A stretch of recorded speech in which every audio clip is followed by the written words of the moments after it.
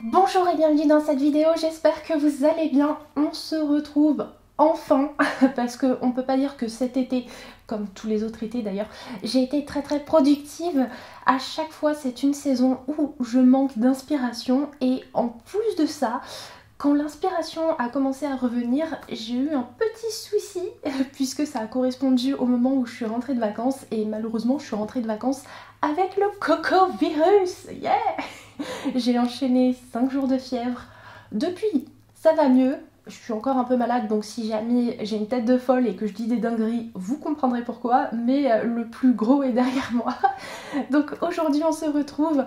Je vais tout simplement vous parler de mes meilleures lectures de cet été, puisque là, le mois d'août arrive un peu vers sa fin. Enfin, ça y est. Et donc, il est temps de faire un petit bilan de mon été.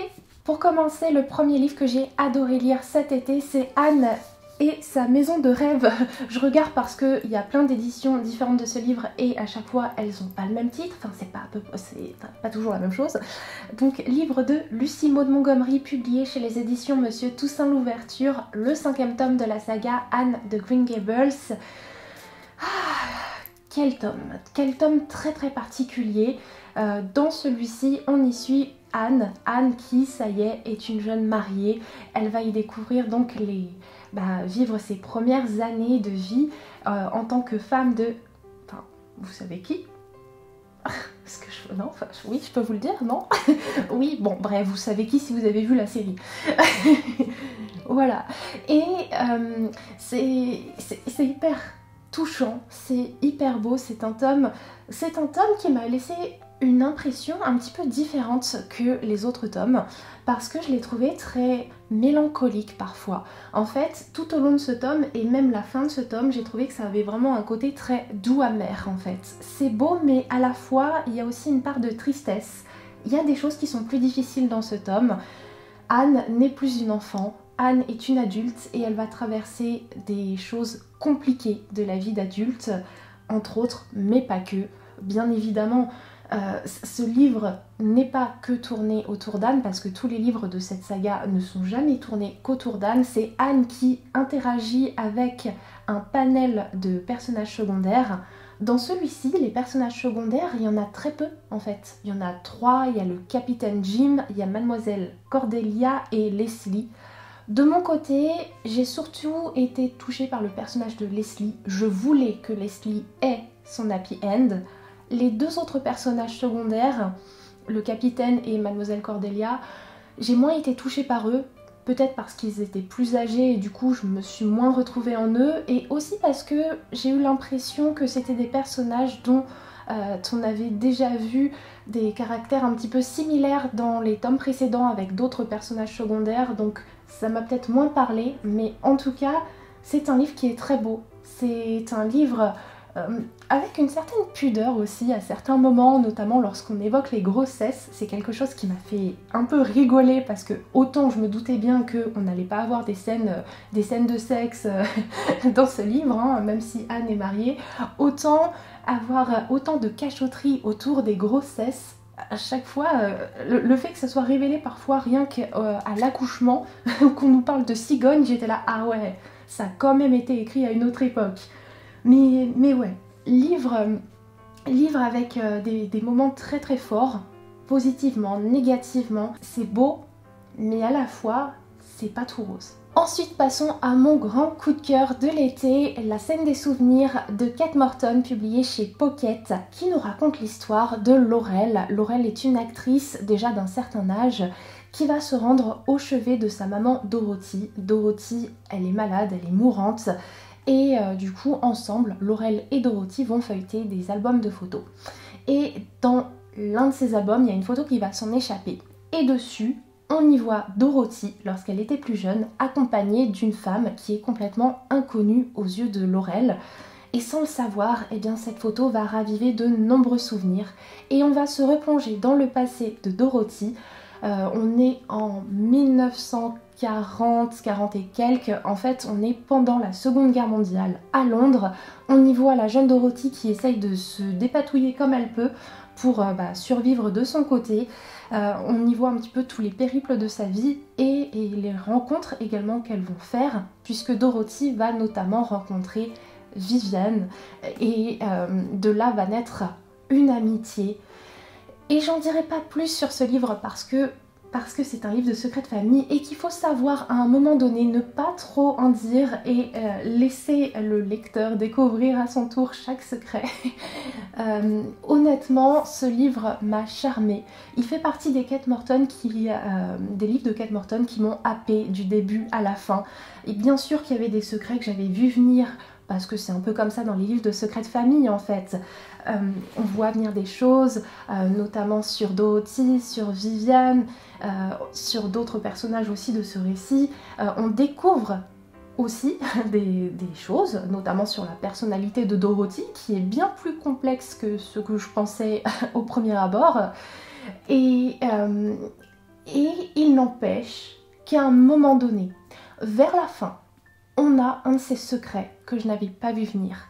Et ce genre de choses, en fait, c'est un passage dans le livre, quand je l'ai lu au début, je me suis dit, oula, le personnage qui dit ça vient de dire une bêtise.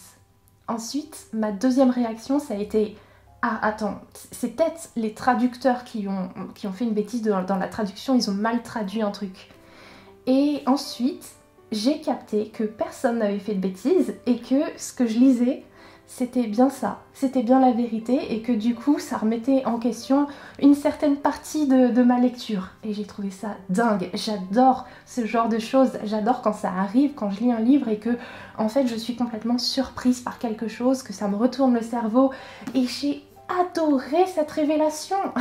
Ça prend un autre sens, enfin peut-être pas tout le livre qui prend un autre sens, mais une bonne partie, et j'adore quand il y a ce genre de révélation. C'est pour ça aussi que je lis des livres de secret de famille, c'est pour qu'on me retourne le cerveau à un moment donné, parce que oui c'est cool de deviner des secrets, mais j'ai aussi envie d'être surprise, et là c'était le cas, et franchement ce livre qui va vraiment tourner autour de ce personnage de Dorothy qui est si ambivalent, mais trop bien, j'ai adoré. On passe à un autre livre de secret de famille parce que oui, je les ai enchaînés cet été, j'avais envie de lire ça, j'avais envie de me plonger dans des petites briquettes comme ça. Et j'ai également adoré, peut-être un peu moins, mais quand même beaucoup aimé, le tome 7 de la saga des 7 sœurs, La sœur disparue de Lucinda Riley, publié chez le Livre de Poche. Tome que j'attendais avec impatience parce que ce tome, ce n'est pas rien en fait. Dans les 6 premiers tomes de la saga, chacune des sœurs de la famille va partir en quête de ses origines, en fait, comprendre d'où elle vient. On a également le récit de leurs ancêtres, c'est hyper intéressant. Et là, on arrive à ce tome 7 et enfin, on les voit toutes dans un tome. Enfin, on les voit interagir entre elles et ça fait trop plaisir parce que du coup, on voit aussi leur entourage. En fait, tout le monde va se réunir parce que donc le papa de la famille qui est décédé, on a décidé de lui rendre un hommage, de faire un petit tour en bateau et de se rendre à l'endroit où lui est décédé. Donc voilà, pour ce faire, donc les sœurs et leurs proches se réunissent et du coup ça fait trop plaisir en fait. On a envie de voir ça en fait. Après avoir découvert les sœurs une à une dans les 6 premiers tomes, trop bien de les voir toutes ensemble. En parallèle, en fait, dans ce livre, on va également suivre l'histoire de Mary-Kate et sa maman Mary.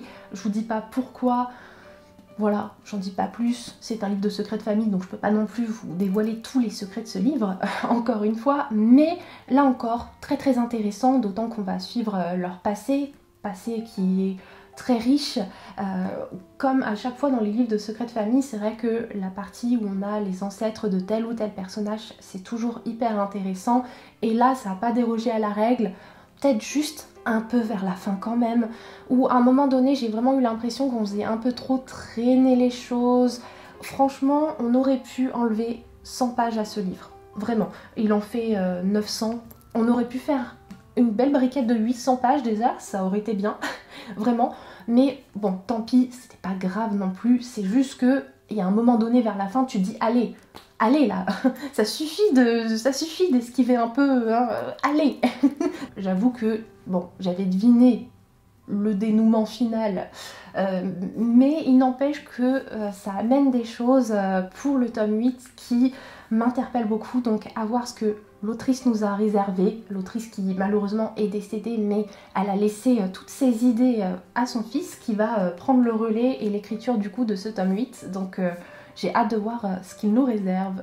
Et pour terminer, parlons non pas d'un mais de 2 livres, puisque j'ai lu les 2 tomes de la saga Le Grimoire d'Elphie par Arleston Alouette et Minnie Ludwin, publiés chez Dracou. Ah, quelle histoire, c'était trop bien. J'ai emprunté ces tomes dès qu'ils sont apparus dans ma médiathèque. Je suis la première à les avoir empruntés depuis qu'ils sont chez moi. Il est temps que je les rende, mais avant, parlons-en dans cette vidéo. Dans cette histoire, nous allons suivre une famille constituée de 3 sœurs qui viennent de perdre leur maman. Depuis, les 2 plus jeunes vivent chez leur tante et la plus grande va revenir les chercher. Sauf qu'elle n'arrive pas seule, elle est accompagnée d'un bus anglais qu'elle a acheté et retapé en librairie itinérante. Donc toutes les 3 vont partir à l'intérieur du bus et voilà, elles vont pouvoir se poser de ville en ville pour proposer des livres aux gens. Voilà, donc concept trop bien. Et en plus de ça, eh bien, chacune des sœurs a reçu un cadeau de la part de leur maman. Et pour Elphie, la plus jeune des sœurs, oui c'est la plus jeune, eh bien c'est un grimoire. Mais un grimoire pas tout à fait banal, parce que Elphie aime écrire et elle va rapidement se rendre compte que ce grimoire est un petit peu magique.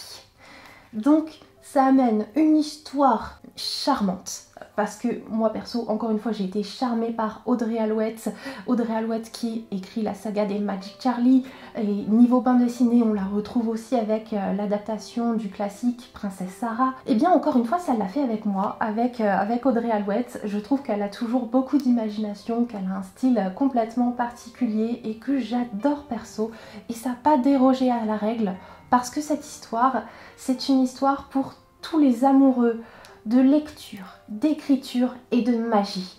Ça nous comble, on a des petites étoiles plein les yeux en lisant ces 2 tomes et oui, je vous dis ces 2 tomes parce que à la fin en fait de ce tome-ci, il y a marqué histoire complète, ce qui veut dire qu'il n'y aura pas de 3e tome a priori, et je suis bien triste parce que autant je suis la première à toujours un peu être frustrée lorsque des sagas de bande dessinée ou de manga sont trop longues, autant là, franchement c'est limite trop court, on en veut plus, il y a un potentiel pour faire encore plus de choses, mais bon, tant pis, ça s'arrête là, mais en tout cas, ces 2 tomes, déjà, c'est un vrai régal. Vraiment, c'est enchanteur, et en plus, les dessins sont super beaux et super doux et très colorés, enfin tout ce que j'aime. Voilà donc pour mes meilleures lectures de cet été. Comme vous le voyez, il n'y en a pas masse, tout simplement parce que j'ai pas lu tant que ça cet été, parce que déjà les livres que j'ai lus, c'était quand même des belles briquettes, donc ça me prenait du temps. Mais en tout cas, je me suis régalée avec les livres que je vous présente dans cette vidéo, donc si jamais vous ne les avez pas lus et qu'ils vous tentent, allez-y, mais alors les yeux fermés. Sur ce, je vous laisse là et je vous fais de très gros bisous. À une prochaine!